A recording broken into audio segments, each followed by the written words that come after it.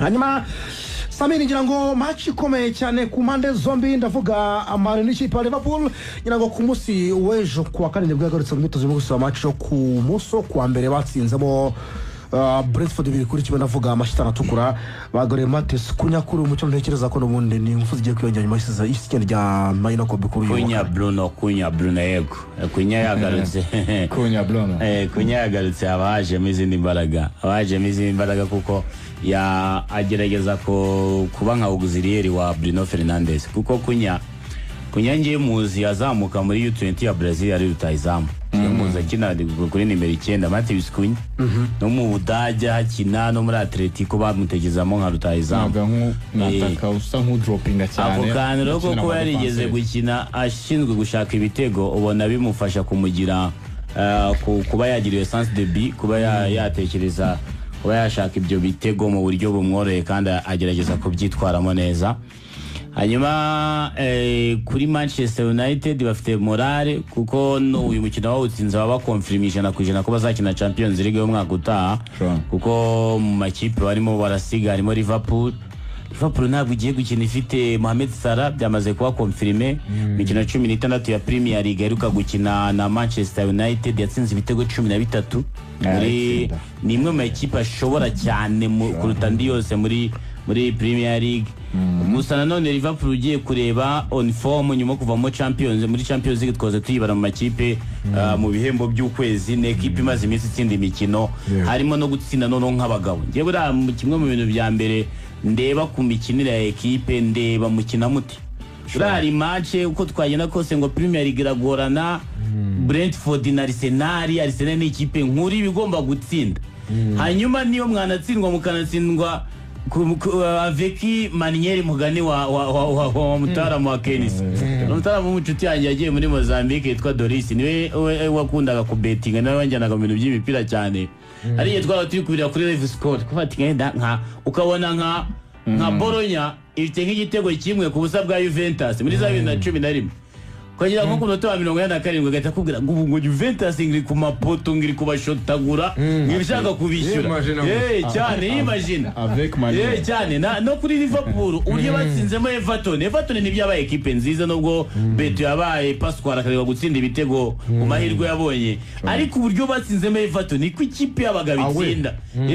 ni kuri azi ikipe zitsinda nunatsindwa ube washose umunyezamu twese twirwe turirimba ati ko Emile Kere hayakuyemo penalty kwa kwitwa ati amashote ya naya byanze ni wari umunsi wacu ni wibreminga rukuntu soka mu kibuga ati rwose ntacyo tutakoze umunsi ni wari uwacu munyezamu yabaye mwiza ni nacyo kintu mbona na Liverpool y'iki gihe umukinnyi kujya mu kibuga ari kugenda agiye gutanga 100% y'ibyo yakora. Manchester United muri ubu bibi bwayo imaze iminsi kosora bakeba ikababona ho gatoya rimwe na rimwe bikanabeshya n'abayobozi bayo kabatoza bakomeye cyane urega nazo shaje gatsinda bakeba bati atatsinda Liverpool atatsinda City Ruben Amorim maganya gutya kiko nkomora akabakuyemo intsinzi ya Man City kwa Man City abantu bose bagahita bati bimeze biti gusa Liverpool nayo ntabwo ibyo guha abafana biri ari byinshi cyane ni no mwaka wababereye mubi watangiye DJ yitaba Imana imwe muri kado baha abafana babo no gutsinda Manchester United yitwa kimeze neza baba bakoze neza cyane kuri Manchester United hari ikintu kimwe nahoze ndeba mu basore wa Man United bamaze iminsi baganira cyane bakora ama interview bavuga ku cyo Michael Carrick yaba yarahinduye muri equipe bavuga ibyishimo bafite na Kobe Mainoo yabigarutse aravuga ngo nyuma yo kongera amasezerano mbabwiza ukuri Michael Carrick kuva yagera hano ibintu byose anganirije mbifata mu mutwe ati kubera ko yakinnye muri uyu mwanya wanjye azi icyo bisaba kuba umukinnyi mwiza muri uno mwanya azi icyo bisaba gukina muri mediane azi hano hantu azurya twitwaraho ngo yongeye guhereza abakinnyi ba Man U ikintu kimeze nk'ubwinyagamburiro mu mitima yabo ubwisanzure mu mitima yabo mu mitekerereze cyane ku byo bashoboye mu kibuga kwa rukuntu Ruben Amorim wabonaga ameze nk'umuntu uri mu Rwanda nuko ibyo ashaka abakinnyi ba Man U babyumva kandi ukabona cyane ukabona bamwe mu bakinnyi ba Man U ntibazigera bumva ibyo bintu ariko ukabona umutoza ari guhatiriza itegeko birangira akajya ahitamo abakinisha ariko ubona ko 100% mu by'ukuri ukareba muri equipe ukavuga ati muri equipe abantu bumva ibintu bya Ruben Amorim ni bangahe ukabona ni nka 5 cyangwa 4 kandi ikipe igizwe n'abakinnyi barenga 20 ugasanga ibisubizo kuri bench byarashize kandi birahari ugasanga mu babanza mu by'ukuri ariko Michael Carrick bavuga ko bano basore buri wese yamusobanuriye inshingano ze kuva kuri na Mason Mount udakina akubwira ati nzi icyo nshinzwe muri equipe Egarite nawe arakizi namone Rugarita arakizi reka Rugarita arakizi kizo ko gusimbura yes byaba bisobanutse umusimbura wishimye arabwirwa ati mu gihe Kobe Mena adahari uri mu kibuga kandi koko bikagenda muri ubwo buryo so ubwo buryo na Bruno Fernandes kumusubiza mu mwanya we mwiza wisanzuyemo afite abakaseri babiri beza muri inyuma umwe ashinzwe iby'ubwenge undi ashinzwe kwambura imipira imbere nyine ukabona hari ubwisanzure mu bakinnyi ababwira ngo bavuga ko rwose ngo ibitekereza abaha n'uburyo yanariza match ngo barimo barakunda ko iyo babishyize mu bikorwa bari gutsinda imikino kandi koko Carrick bigaragariza mu gihe gito atoje United ibyo agezeho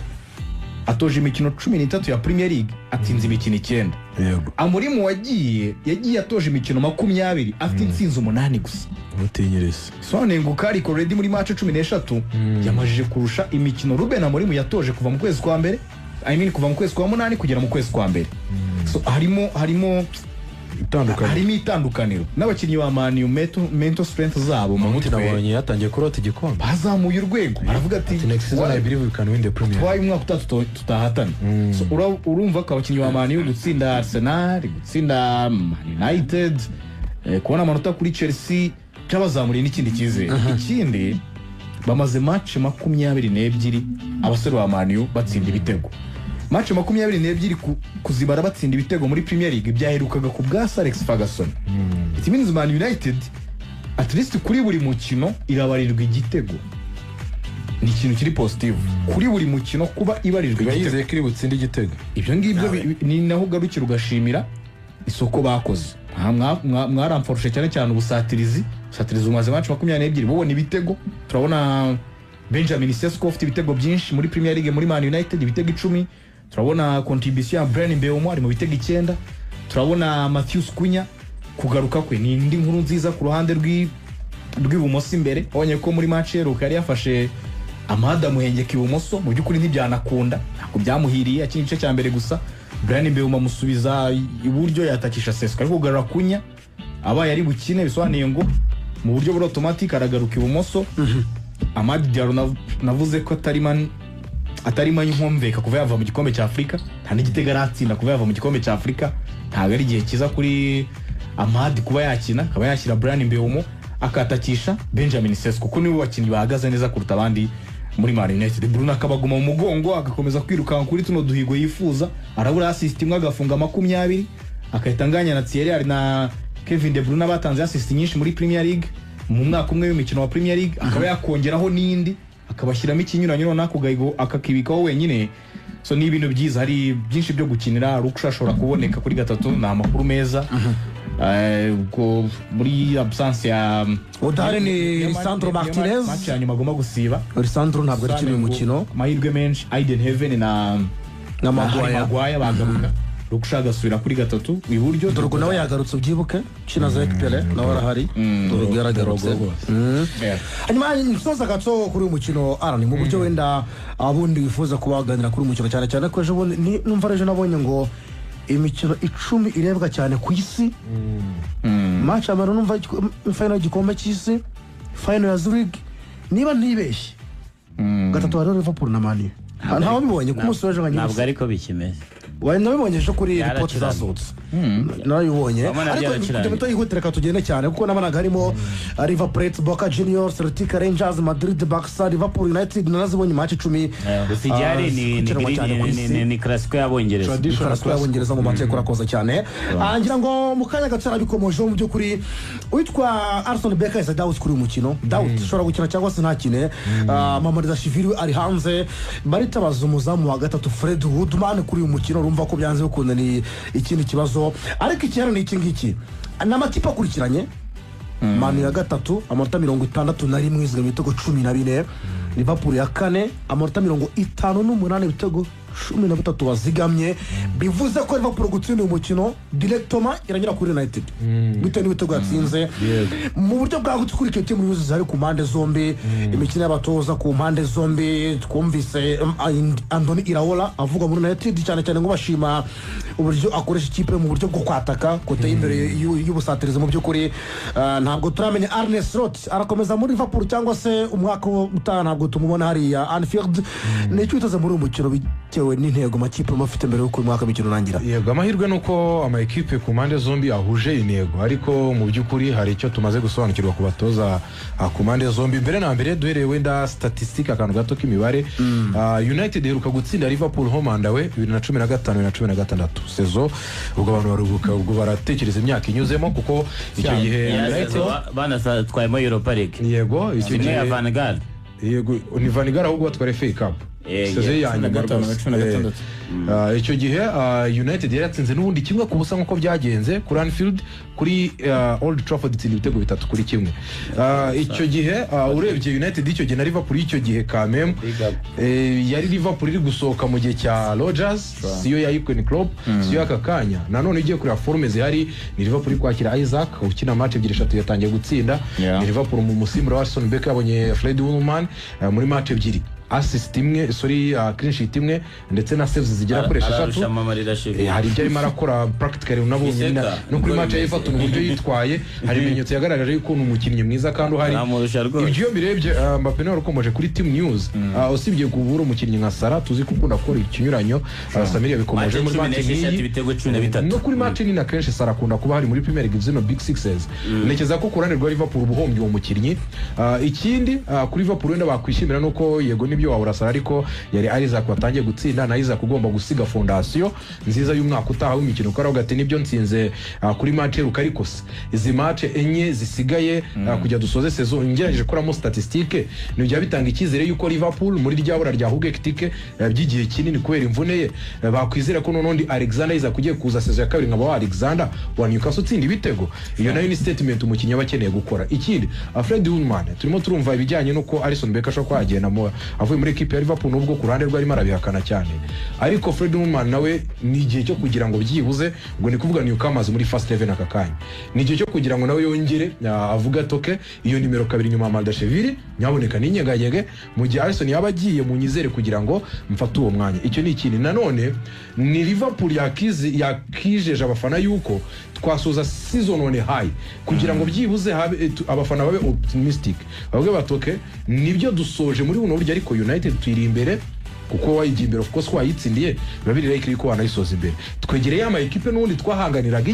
igikombe. Icyabaye ni saison mbi, ariko niyabaye mbi bijyanye nabo twari duhanganye, byibuze twarinze icyubahiro cyaho twaho duhagaze ku rutonde rwa champion. Icyo bakahita bagitekerezaho. Ikindi nuko Arne Slot hari hatangiye kuza belief yuko yakwizerwa batamwirukana. Iyo rero utsinze match 2-3 ugatsinda umukeba nka United, umuntu akavuga ati ni byiza. Iyo ni reaction nziza nyuma yo kubutsinzwe na za PSG na za Manchester City mu gihe cy'icyumweru kimwe gusa. Ni match nziza itanga ikizere ku mfana yuko okay